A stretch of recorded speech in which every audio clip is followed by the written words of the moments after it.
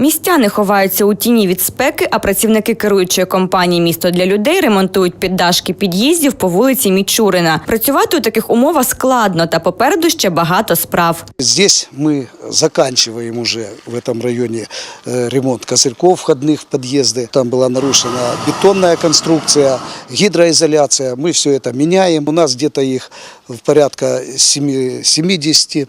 На этом именно микрорайоне мы уже заканчиваем. Вот это будет сделано 15 козырьков. Незважаючи на те, що на дворі липень, керуюча компанія вже готує житловий фонд до опалювального сезону. Елеватор будинку номер 91 по вулиці Мічурина раніше був найгіршим у цьому районі, та після ремонту став найкращим.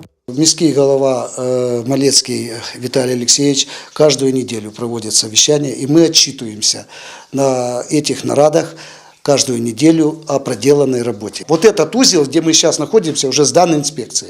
То есть все, можно включать отопление, задвижки включили и тепло пошло. Мешканці ж зазначають, роботи керуючої компанії на окрузі вони бачать. У вас порядок. Во-первых, что уборка идет, убираете деревья, снимаете верхушечки, обрубываете веточки. Керуюча компанія «Місто для людей» регулярно звітується перед міським головою Віталієм Малецьким та оперативно реагує на зауваження. На даний момент працівники компанії, крім покосу трави, ліквідовують парості тополі. Ірина Серьогова, Олег Заєць, Кременчуцькі новини.